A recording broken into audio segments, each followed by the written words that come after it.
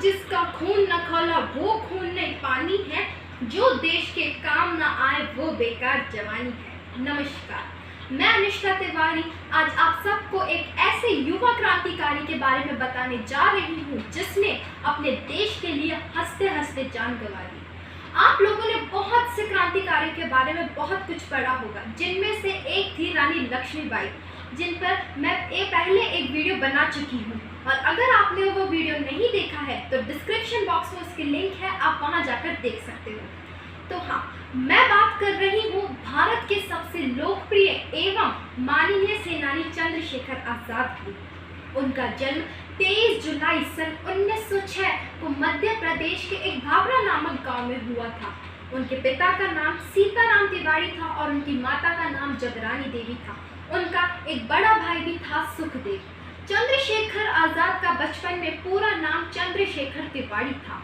उनके पिता एक ईमानदार, साहसी और वचन के पक्के इंसान थे। यही गुण था जो चंद्रशेखर आजाद को अपने पिता से विरासत में मिला था। चंद्रशेखर ने बचपन में ही भील बालकों के साथ रहते रहते धनुष बाण चलाना सीख लिया था और निशानेबाजी के शौक ने उन्हें एक अच्छा निशानेबाज बना दिया था। क्योंकि वह ब्राह्मण परिवार से थे तो उनकी माता जगरानी देवी यह चाहती थी कि उनका पुत्र एक संस्कृत विद्वान बने, इसलिए उनकी माता ने उन्हें बनारस के एक काशी विद्यापीठ में भेज दिया। लेकिन किस्मत और चंद्रशेखर दोनों ही ये नहीं चाहते थे। तो अब मैं आपको बताऊंगी कि चंद्रशेखर आजाद का नाम चंद्रशेखर तिवारी से चंद्रशेखर आजाद कैसे पड़ा। बात है दिसंबर सन 1921 की, जब चंद्रशेखर मात्र 15 आयु के थे और तब गांधी जी ने एक असहयोग आंदोलन शुरू किया। क्योंकि चंद्रशेखर में देशभक्ति कूट कूट कर भरी थी तो उन्होंने भी गांधी जी का संपूर्ण साथ दिया, जिस कारण उन्हें गिरफ्तार होना पड़ा। और अगले दिन जब उन्हें मजिस्ट्रेट के पास ले जाया गया और मजिस्ट्रेट ने जब उनसे उनका नाम पूछा तो उन्होंने अपना नाम आज़ाद बताया। और जब उनसे उनके पिता का नाम पूछा गया तो उन्होंने अपने पिता का नाम स्वतंत्रता बताया। और जब उनसे उनका घर का पता पूछा गया तो उन्होंने अपना घर जेल बताया। तभी से लोग उन्हें आज़ाद के नाम से जानने लगे।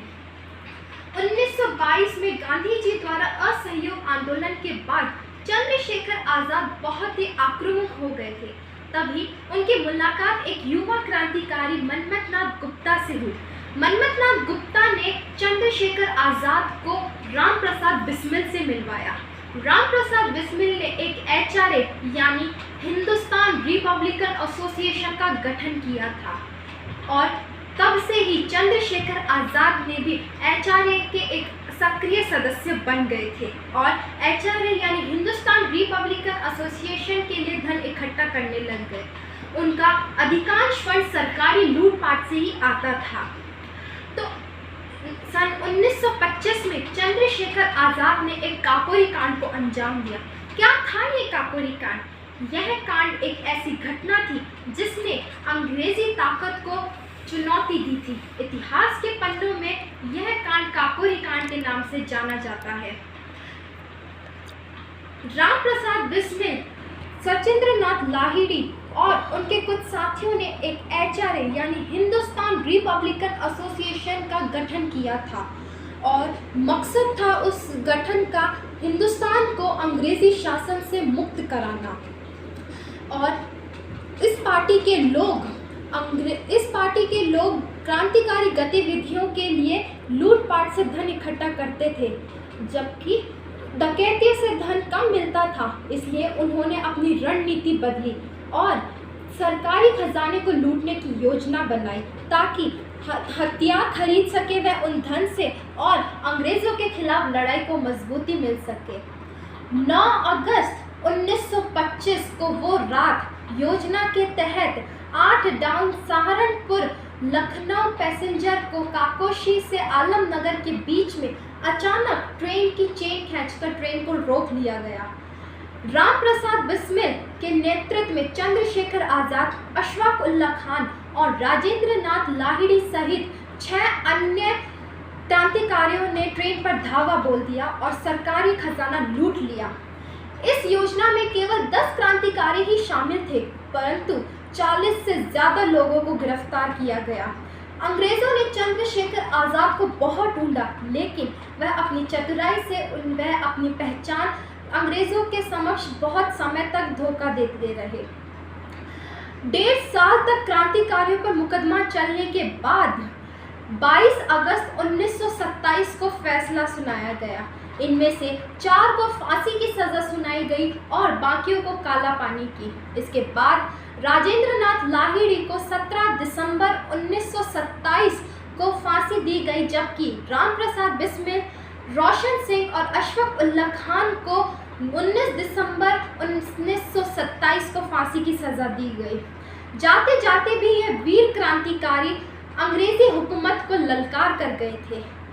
इसके बाद चंद्रशेखर आज़ाद इलाहाबाद जाने लगे और इसकी खबर अंग्रेज़ों को पड़ गई। फिर क्या था, अंग्रेज़ों ने इलाहाबाद के अल्फ्रेड पार्क को चारों तरफ से घेर लिया और चंद्रशेखर आज़ाद को आत्मसमर्पण करने को कहा। लेकिन हर बार की तरह चंद्रशेखर आज़ाद इस बार भी अडिग रहे और उन्होंने आत्मसमर्पण ना करते हुए अंग्रेज़ों का डटकर मुकाबला किया। लेकिन इस गोलीबारी के बीच में चंद्रशेखर आज़ाद के पास मात्र 1 गोली बच गई। तब वह नहीं चाहते थे कि वह अंग्रेज़ों के हाथों मरे, इसलिए उन्होंने स्वयं को ही उस गोली से मार लिया। और जब यह बात लोगों को पता चली तो वह सड़कों पर उतर आए और अंग्रेज़ों के खिलाफ जमकर नारे लगाए।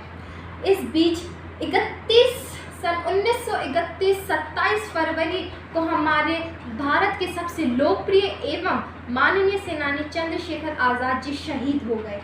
लोगों ने उस पेड़ की पूजा करनी शुरू कर दी जिस पेड़ के पास में चंद्रशेखर आज़ाद जी ने खुद को गोली मारी थी, और उस पार्क का नाम बदलकर चंद्रशेखर आज़ाद पार्क रख दिया गया।